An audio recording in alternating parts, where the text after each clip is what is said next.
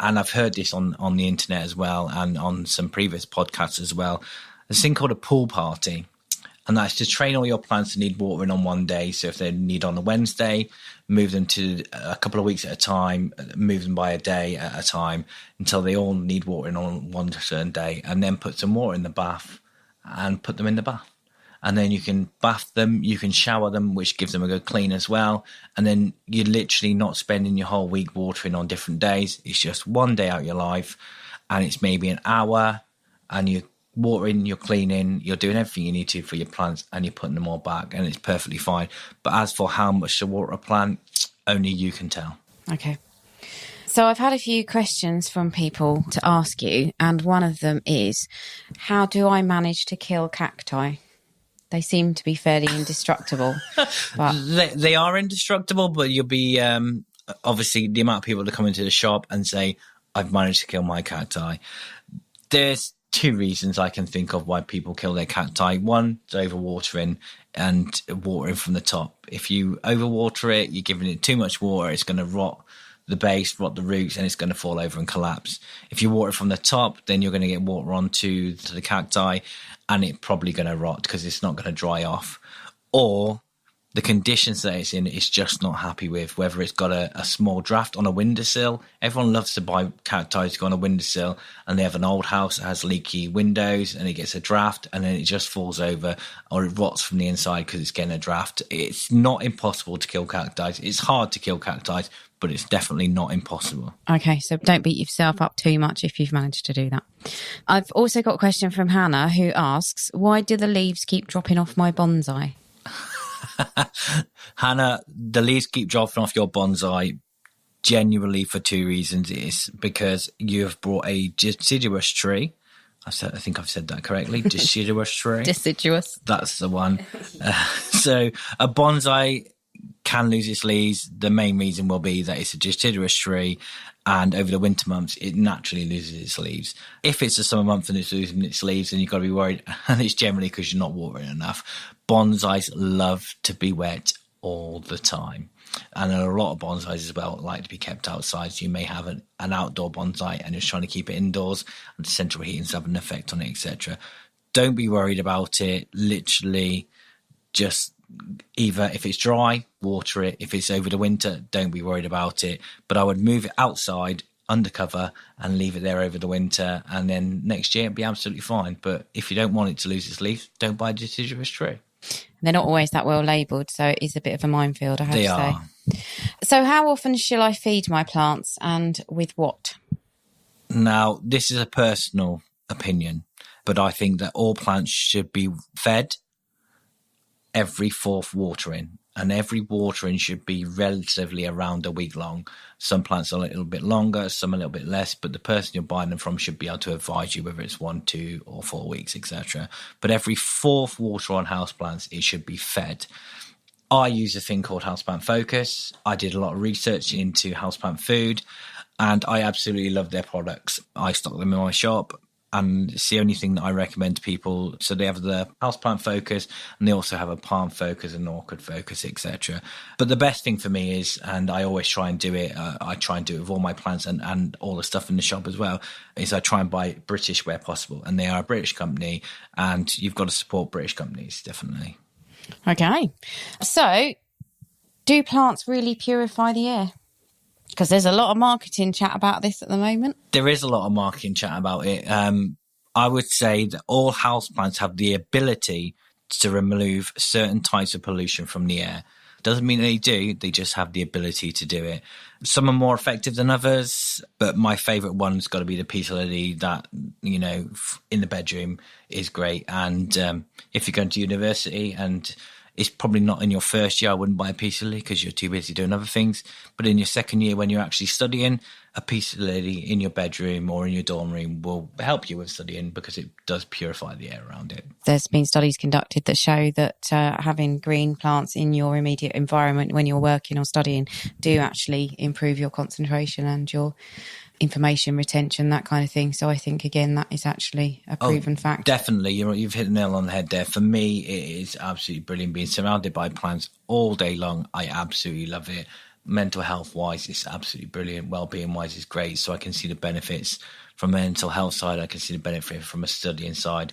If I do read a book, which isn't very often, if I do it in a room full of plants, you're obviously, you're going to take a little bit more in. I don't know why, but you just do. Okay. Well, if it helps you, then all good. So the other question I've got is, should I mist my plants? So most plants love to be misted. They're used to a certain level of humidity where they come from, so it should be misted as often as possible. I think the top one in particular is ferns. They need to be misted once or twice a day, and that's the way you keep them looking fresh. Everyone says to me, oh, how do you keep your Boston ferns looking so good? And it's generally through misting, not just the watering, but the misting of it as well. When I do mist it as well, I mix in a little bit of houseplant food in my mix, and I mist it with that. Asparagus ferns, notoriously hard to keep. They really are. But if you mist them, water them regularly, let them completely dry out and then water them again. That's just personal. That's what I do. Let them completely dry out and then water them again, and they absolutely thrive. But misting your plants should be done with all plants near enough. But anything that's furry doesn't like to be misted. Or cacti or succulents? I wouldn't miss my cacti or succulents. There are UK hardy succulents that you can get, and they don't mind being misted, but there's no point. I have to say that when I had my cacti and succulents in my conservatory, I did used to mist them daily when I was doing everything else, and they never suffered any detrimental effects. So I think there's probably a lot of old wives' tales and folklore surrounding houseplants that some of it's not necessarily true. Our next question is, should I use leaf shine? Now, you spoke about your pool party with your plants, and obviously when you're giving them a shower in the bath, you're probably, washing off any dust and things that's accumulated on the leaves. Would you also use a leaf shine? Personally, no. You can use leaf shine, but most experts ultimately agree as well, that it could be harmful to your plants. But it is very conflicting. There are people that are for it and people that are against it. But realistically, your house plant should just be cleaned regularly. It should be bathed if possible. And you should always use a dry, clean cloth. Grandma swears by it, and I do it, and I think it's absolutely great. Using a bit of milk and tepid water to make your leaf shines a little bit better. Takes a little bit longer, but it works for me. And if it works for you, then do it. But if it doesn't work for you, then don't do it. My own personal opinion, if you go into a plant shop and it's covered in all the plants are really shiny and you touch them and you can feel that silicone type thing, then walk away. If they have to do that to their houseplants in the shop, then imagine what it's going to look like when that runs off and it goes home. I wouldn't purchase it personally. And I know people recommend watering your houseplants with rainwater. Again, is that correct, and why? Yeah, it is correct. If you've got rainwater and you can do it, then water them with rainwater. Always use rainwater if possible. The plants aren't used to the extra chemicals and stuff that we have in our water. They're not used to it. But if it's not available, then use distilled water. Or even if you use normal tap water, the plants get used to it in the end. It just has that little effect on them at the beginning, and then it gets used to it. It gets used to all the stuff. But don't use house water or tap water on your carnivorous plants. It's always got to be rainwater. So, what are the most common pests and diseases that you come across on your plants, and how do you treat them? I'm going to come on to how I treat them at the end. I just think that there are too many to list, to be honest with you, but I'm going to go for my top 5. So first of all, you've got like the aphid. It's a common to indoor and outdoor plants, and they're sap-sucking insects, and they like to feed off the sap. You've also got the fungus gnat. Both the larva and the adult stage of this small plant pest can cause big problems for houseplants. Then you've got mealybug, which is generally what most people will see. These plant-sucking pests are familiar problems in the greenhouses and in gardens as well, but mainly on your indoor plants. You can control mealybugs naturally, and again, we'll come on to that again in a second. Spider mites, tiny, tiny, tiny sucking pests. They quickly wreak havoc on your indoor plants. They really can. So the quicker you spot it and the quicker you deal with it, the better. And then thrip.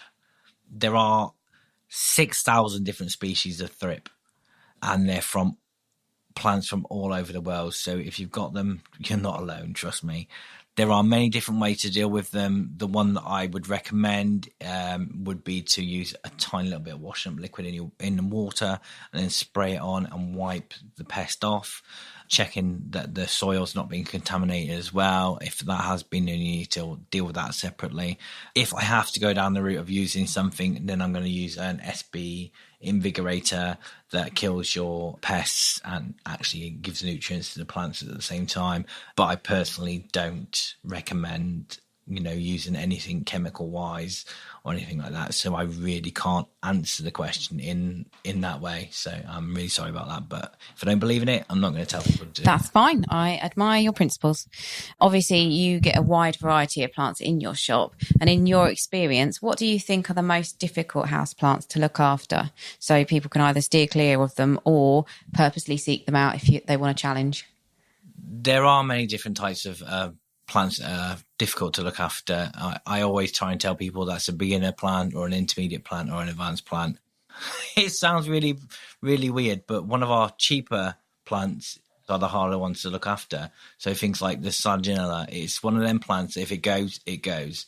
I think with most houseplants, when they start to go, you can generally pull them back. But with the Sarginella, as soon as it starts to go, that's it, it's gone. And Sarginella, for those that don't know it, is like the indoor version of Mind Your Own Business. It's absolutely brilliant. It looks great. It's like a little green, dome-shaped, lovely plant, and it looks great in all pots, and it's just a conversation piece.